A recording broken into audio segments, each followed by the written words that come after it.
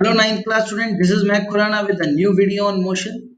In the last video we have discussed position time graph for the various types of situations. अलग अलग situation में हमने position time graph पढ़े थे last video में। जैसे कि सबसे पहली पोजीशन थी ऑब्जेक्ट रेस्ट पर हो, तब ग्राफ हमने स्टडी किया। फिर ऑब्जेक्ट को यूनिफॉर्म मोशन में लिया, फिर हमने ग्राफ स्टडी किया। फिर ऑब्जेक्ट को नॉन यूनिफॉर्म मोशन में लिया, फिर हमने ग्राफ स्टडी किया। ऐसे करके हमने 4 से 5 ग्राफ हमने किए थे। तो आई होप सो वो आपको समझ में आए होंगे। अगर आपको समझ में नहीं आए हैं तो एक बार दोबारा उनको पढ़ लें, ताकि आपको अब मैं आज आपको वेलोसिटी टाइम ग्राफ कराऊंगा और वेलोसिटी टाइम ग्राफ और उसमें कंफ्यूजन ना रहे। ताकि आपको क्लैरिटी बनी रहे कि दोनों में डिफरेंस है। There is a difference between position time graph and velocity time graph. ठीक है, तो आज हम करेंगे, हमारा जो टॉपिक है next, velocity time graphs. Very important topic, this is one of the important topic, क्योंकि इसी से ही हम आगे डिराइव भी करेंगे क्या, इक्वेशंस ऑफ मोशन। तो velocity time graph is very important. ठीक है, तो वेलोसिटी टाइम ग्राफ मैं आपको आज करवाने जा रहा हूँ। तो स्टार्ट करते हैं अपना वेलोसिटी टाइम ग्राफ। देखिए, सबसे पहला है, यहाँ पर भी हमने ऑब्जेक्ट की अलग अलग सिचुएशन लेनी है। जैसे हमने 4 5 सिचुएशन पोजीशन टाइम ग्राफ में ली थी, यहाँ पर भी हमें अलग अलग सिचुएशन लेनी है। तो सबसे पहली सिचुएशन है कि ऑब्जेक्ट जो मूव कर रहा है, कि object is moving with no uniform motion.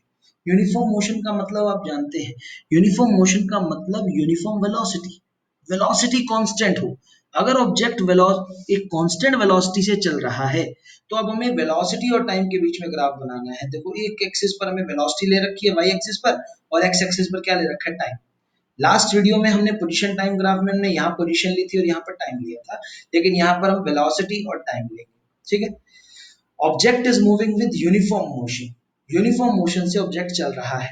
As object is moving with uniform motion, it means its velocity will not change, उसकी वेलोसिटी चेंज नहीं होगी। यूनिफॉर्म मोशन का मतलब ही यही होता है, यूनिफॉर्म का मतलब constant, constant motion, constant velocity. ठीक है, तो अगर ऑब्जेक्ट यूनिफॉर्म मोशन से जा रहा है तो इसकी वेलोसिटी चेंज नहीं होगी, it will remains constant, velocity constant रहेगी। अगर वेलोसिटी कांस्टेंट रहेगी तो वेलोसिटी कभी चेंज होगी ही नहीं, टाइम बढ़ता जाएगा। तो ग्राफ ना स्ट्रेट लाइन आएगा। तो so the graph between the velocity and time will be straight line parallel to time axis. तो ग्राफ कैसा आएगा, straight line parallel to time axis, जैसे कि आपको नीचे दिखा रखा है। देखिए, तो देखिए यहाँ पे वेलोसिटी चेंज नहीं होनी, वेलोसिटी तो कांस्टेंट है। देखो वेलोसिटी, मान लो यहाँ पर कुछ वेलोसिटी है उसकी 10 मीटर पर सेकंड, तो थोड़ी देर बाद भी 10 है, उसके थोड़ी देर बाद भी 10 है, उसके थोड़ी देर बाद फिर 10 है, मतलब वेलोसिटी विल रिमेन्स कांस्टेंट। तभी तो उसको यूनिफॉर्म मोशन कहेंगे। मतलब टाइम बढ़ता जा रहा है, वेलोसिटी क्या रहेगी, कांस्टेंट रहेगी। This is velocity time graph.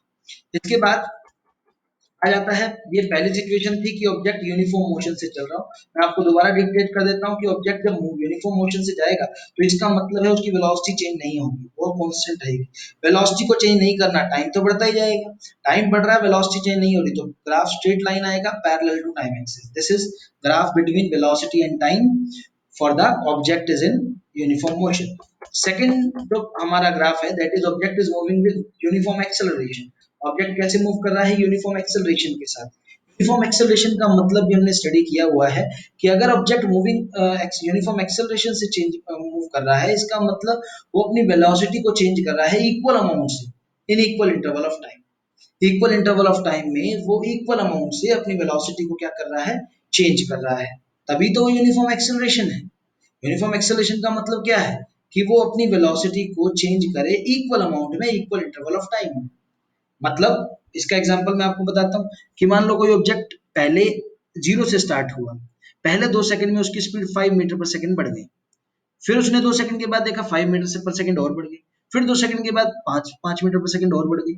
मतलब हर 2 2 सेकंड के इंटरवल में 5 5 मीटर पर सेकंड का चेंज हो रहा है, इंक्रीज हो रहा है। तो ऐसे ग्राफ में हम उसको बोलते हैं यूनिफॉर्म एक्सेलरेशन, कि अगर वेलोसिटी का चेंज इक्वली हो in equal interval of time, जैसे 2 2 सेकंड के अंदर 5 5 मीटर पर सेकंड की वेलोसिटी चेंज है, तो ऐसे एक्सेलरेशन को यूनिफॉर्म एक्सेलरेशन बोलते हैं। तो ऐसे देखिए, टाइम बढ़ रहा है तो साथ साथ कॉन्स्टेंटली उतनी वेलोसिटी बढ़ रही है, टाइम और बढ़ रहा है कॉन्स्टेंटली वेलोसिटी बढ़ रही है, टाइम उतना और बढ़ रहा है कॉन्स्टेंटली वेलोसिटी बढ़ रही है। तो ऐसे ग्राफ में ये जो ग्राफ आएगा, सभी पॉइंट्स को ज्वाइन करने पे वो स्ट्रेट लाइन आएगा वेलोसिटी और टाइम के बीच में। ठीक है। तो ये जो ग्राफ आएगा, this graph is straight line incline to time axis पे इंक्लाइन। ठीक है। इसकी बताया जाता है object is moving with non uniform acceleration, non uniform acceleration से मूव कर रहा है।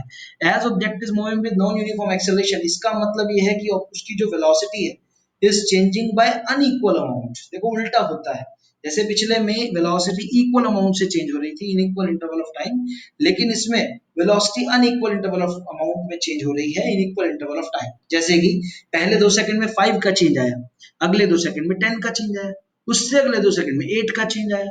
तो ऐसे जब चेंजेस होंगे तो उसको नॉन यूनिफॉर्म एक्सेलरेशन बोलते हैं। तो ये जो आपका जो ग्राफ आएगा, ग्राफ को कर्ड होगा। कैसा होगा? कर्व एज शोन बिलो, जो आपको नीचे दे रखा है देखिए। वेलोसिटी टाइम ग्राफ है, ये कर्ड पाथ है।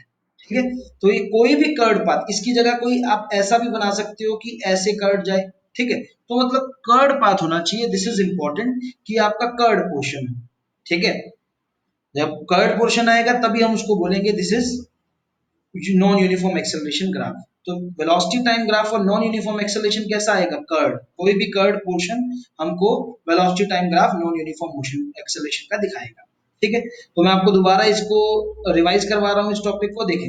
सबसे पहले ऑब्जेक्ट मूव कर रहा है यूनिफॉर्म मोशन के साथ।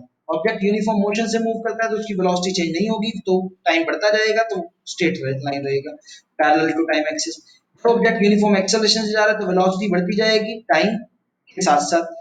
जितना वेलोसिटी चेंज होगा इक्वल अमाउंट में टाइम के साथ साथ वेलोसिटी चेंज होता रहेगा, तो ग्राफ स्ट्रेट लाइन आएगा इंक्लाइन टू टाइम एक्सिस। ठीक है। उसके बाद जब नॉन यूनिफॉर्म एक्सेलरेशन है तो अनइक्वल अमाउंट में वेलोसिटी चेंज होगा इक्वल इंटरवल ऑफ टाइम में, मतलब कभी वेलोसिटी ज्यादा चेंज होगी कभी कम चेंज होगी इक्वल इंटरवल ऑफ टाइम में। तो उस ग्राफ को हम क्या बोलते हैं? कर्ड पाथ आएगा। कोई भी कर्ड पाथ बना सकते हैं।